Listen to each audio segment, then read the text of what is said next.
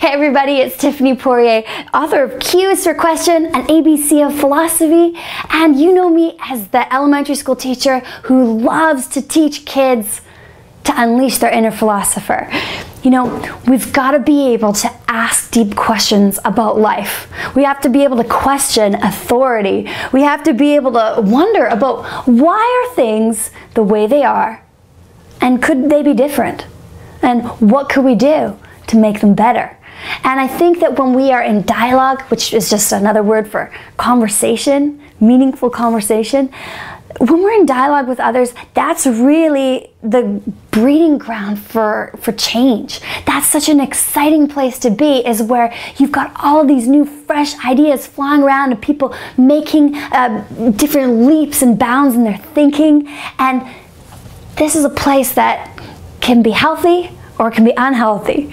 You know, you could have a dialogue that's just one-sided.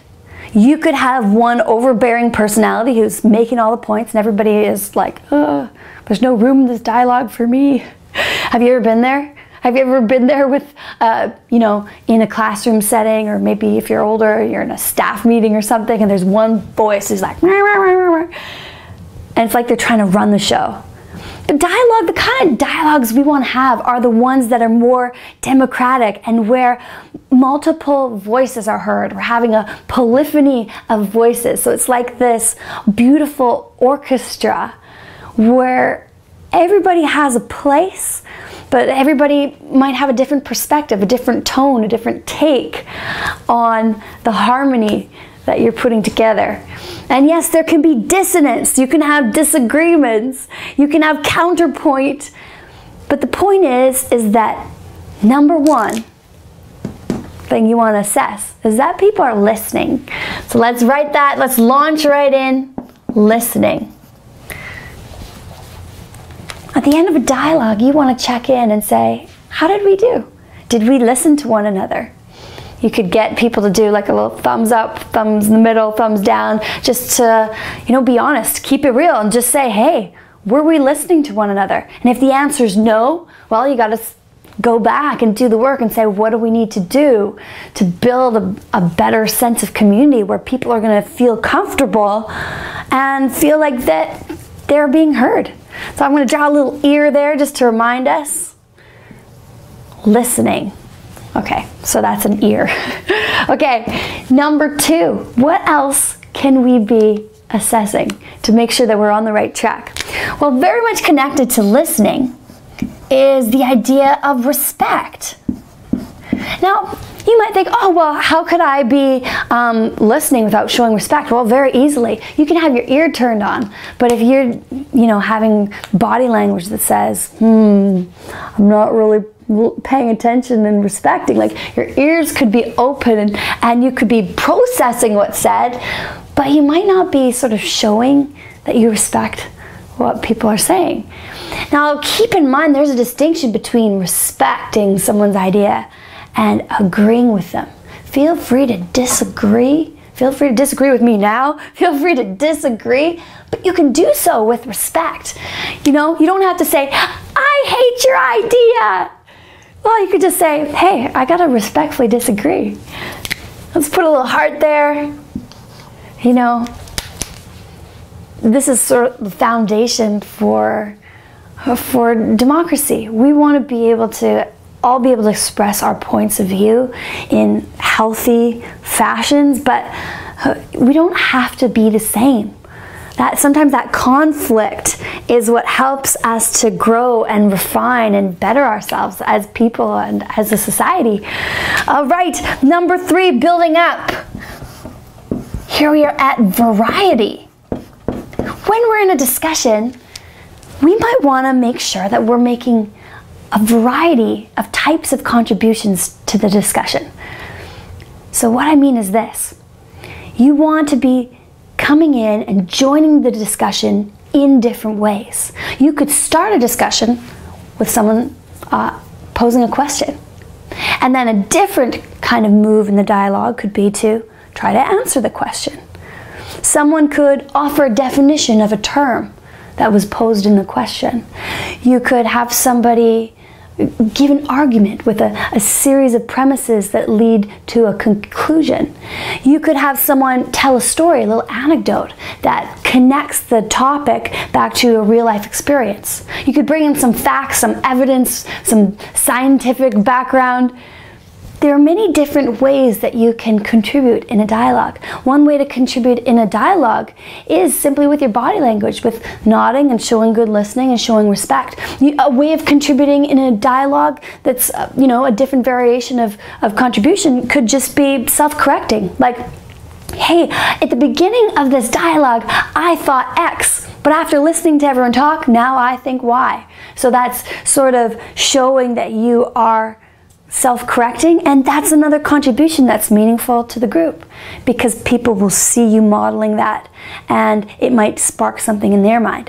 Variety is the spice of life, so I'm going to draw some spice there. Let's call this blue spice or pretend it's cinnamon. Okay, so moving up, we are at number 4. This one, connections. How well are we able to connect in a dialogue? Building on all of this, can we listen closely enough to the variety of contributions to see the links? How do these pieces of the dialogue fit together? You might notice, oh, well, when Sally made that one point, that was similar to what Tom said, and I'm seeing a connection between the two.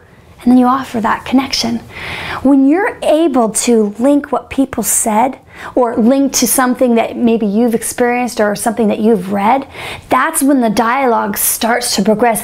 That's how you move towards knowledge and wisdom, is when you can make those connections.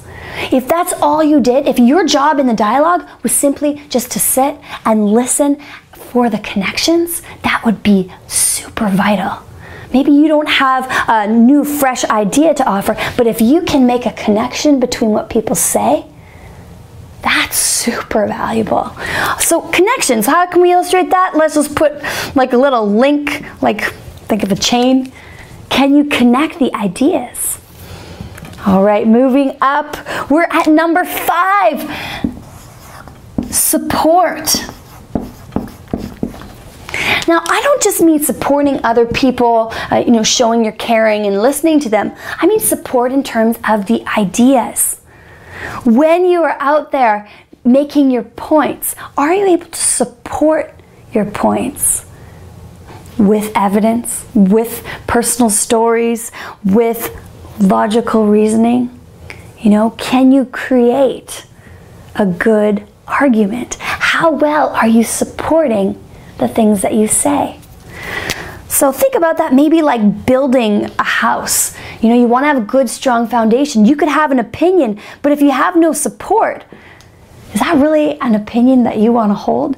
You want to have some support, and there's sometimes there's good support and there's bad support. There's strong support, valid, sound arguments, and there is other support that's weak, invalid arguments. And we'll talk about that in another video. You want to have good, strong support. Okay, number 6. In our dialogue, we are listening, we are respecting, we are having a variety of contributions, we are making connections, we are supporting our contributions.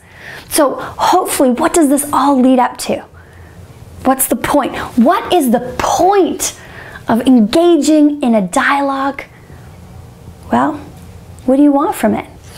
Ultimately, I'm going to put the little symbol here, big L. Learn. You want to learn. If you do these things, if you follow this process, if you listen, if you respect, if you have variety in your contributions, if you make connections, if you support what you say with good reasoning, it would be impossible not to learn. I challenge you to do this process. Check it out.